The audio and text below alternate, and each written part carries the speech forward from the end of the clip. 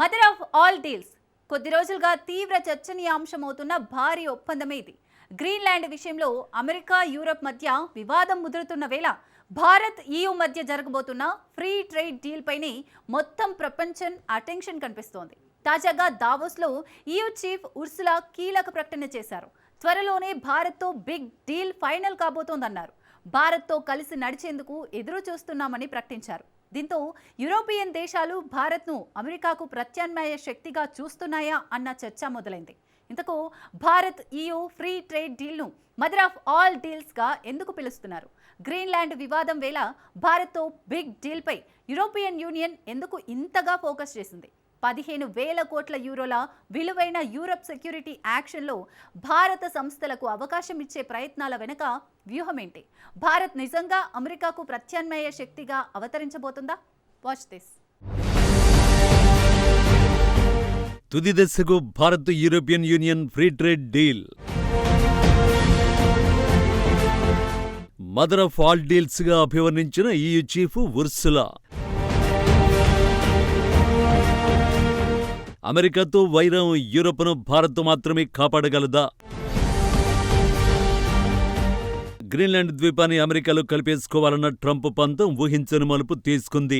ఈ విషయంలో అమెరికాను వ్యతిరేకించే దేశాలపై టారిఫ్లు విధిస్తానని హెచ్చరించిన ట్రంప్ అన్నట్టుగానే EUలోని డెన్మార్క్ సహా 8 దేశాలపై 10% సుంకాలు విధించి ఫిబ్రవరి 1 నుంచి అమలు చేస్తామని ప్రకటించారు. అంతేకాదు, గ్రీన్లాండ్ కొనుగోలుకు నెలాఖరులోగా డీల్ కుదుర్చుకోకపోతే సుంకాలను 25% పెంచుతానని హెచ్చరించాడు. దీంతో యూరోపియన్ యూనియన్ చీఫ్లతో పాటు సభ్య దేశాల ప్రతినిధులు ట్రంప్పై మండిపడ్డారు. దీనిపై ఈ నెల 19న బ్రెజిల్లోని బ్రసెల్స్ లో సభ్య దేశాల ప్రతినిధులు అత్యవసరంగా సమావేశమయ్యారు. టారిఫ్ల విషయంలో మౌనంగా ఉండబోమని స్పష్టం చేశారు. ట్రంప్ తిక్క వైఖరికి నిరసనగా తగిన చర్యలు చేపట్టాలని నిర్ణయించిన EU అమెరికాపై anti coercion instrument trade bazooka అస్త్రాన్ని ప్రయోగించే విషయాన్ని పరిశీలిస్తోంది. ఈ విషయాన్ని ఫ్రాన్స్ ప్రెసిడెంట్ మాక్రాన్ కూడా మీడియాకు వెల్లడించారు.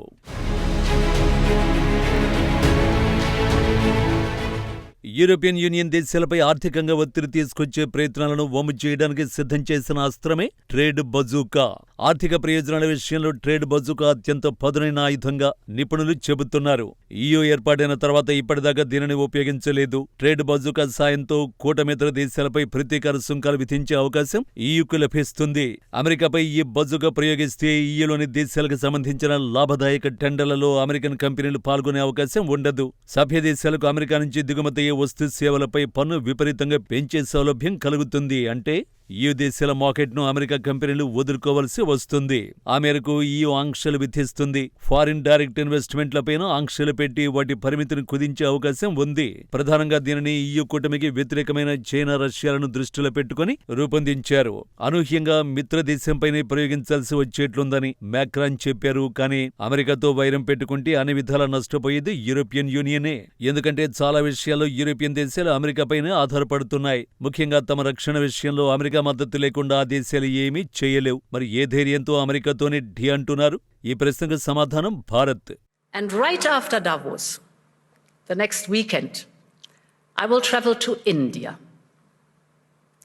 There's still work to do, but we are on the cusp of a historic trade agreement.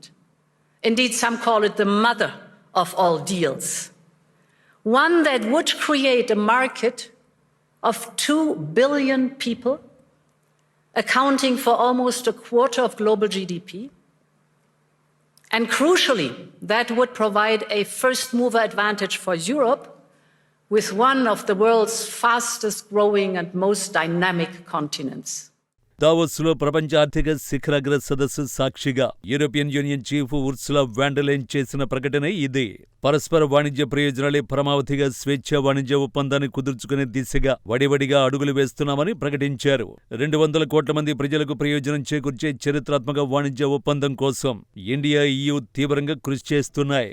వృద్ధి కేంద్రాలుగా ఈ శతాబ్దపు ఆర్థిక శక్తులుగా ఉన్న దేశాలతో వాణిజ్యం చేసేందుకు యూరప్ ఉవ్వేలూరుతోంది. అందుకే నేను యూరోపియన్ కౌన్సిల్ అధ్యక్షుడు ఆంటోనియో కోస్టా ఈ నెల 25 నుంచి 3 రోజుల పాటు భారత్లో పర్యటిస్తాం. గణతంత్ర దినోత్సవ వేడుకల్లో ముఖ్య అతిథులుగా పాల్గొంటాం. తర్వాత ప్రధాని మోడీతో వాణిజ్య చర్చలు జరుపుతాం. సంప్రదింపులపై జనవరి 27న ఓ కీలక ప్రకటన చేయబోతున్నాం. వాణిజ్య ఒప్పందంపై ఇంకొంత పని పూర్తి చేయాల్సి ఉంది. ఈ ఒప్పందాన్ని మదర్ ఆఫ్ ఆల్ డీల్స్ గా పిలుస్తున్నారు. 200 కోట్ల మందికి ప్రయోజనం చేకూరబోతోంది. ఇది ప్రపంచ జీడీపీలో 25% సమానం. 2023-24 ఆర్థిక సంవత్సరంలో $13,500 కోట్ల వాణిజ్యంతో ఈయూ భారత్కు అతిపెద్ద వాణిజ్య భాగస్వామిగా ఉంది. త్వరలో కుదిరే స్వేచ్ఛాయుత వాణిజ్య ఒప్పందం ద్వారా ఇరుపక్షాల వాణిజ్య బంధం మరింత బలోపేతమయ్యే అవకాశం ఉంది.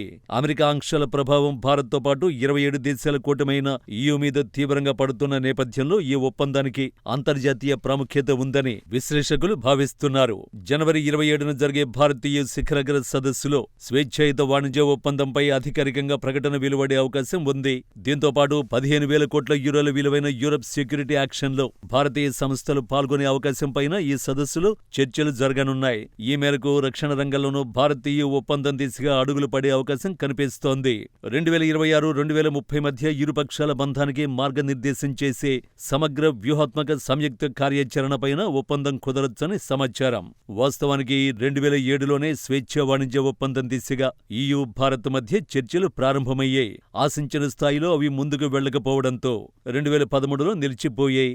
2022లో చర్చలు పునః ప్రారంభమై ప్రస్తుతం తుది అంకానికి చేరుకున్నాయి. కానీ ఈ ఒప్పందం అమెరికాకు ఎలా చెక్ పెడుతుంది?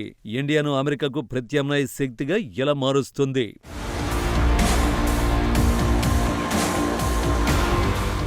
అమెరికా చైనా మధ్య పెరుగుతున్న ఉద్రిక్తతల మధ్య ఈయూ భారత్ రెండు కూడా కేవలం ఒకే పక్షంపై ఆధారపడకుండా సొంత ఆర్థిక ప్రయోజనాలు కాపాడుకోవాలని చూస్తున్నాయి.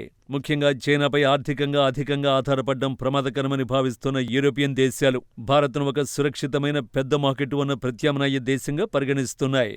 అభివృద్ధి చెందిన దేశాలకు అభివృద్ధి చెందుతున్న దేశాలకి మధ్య భారత్ను ఒక వారధిగా ఈయూ చూస్తోంది. స్వేచ్ఛ వాణిజ్య ఒప్పందం ద్వారా భారత్ సాంకేతికత పెట్టుబడులను పొందుతుండగా ఈయూకి భారత్ రూపంలో ఒక భారీ వినియోగదారుల మార్కెట్ లభిస్తుంది. కేవలం వాణిజ్యానికే పరిమితం కాకుండా రక్షణ రంగంలోనూ సహకరించుకోవడానికి భారత్ ఈయూ సిద్ధమవుతున్నాయి. ఇది భవిష్యత్తులో అమెరికా రష్యా ఆయుధాలపై ఆధారపడడాన్ని తగ్గించే దిశగా ఒక కీలక అడుగు.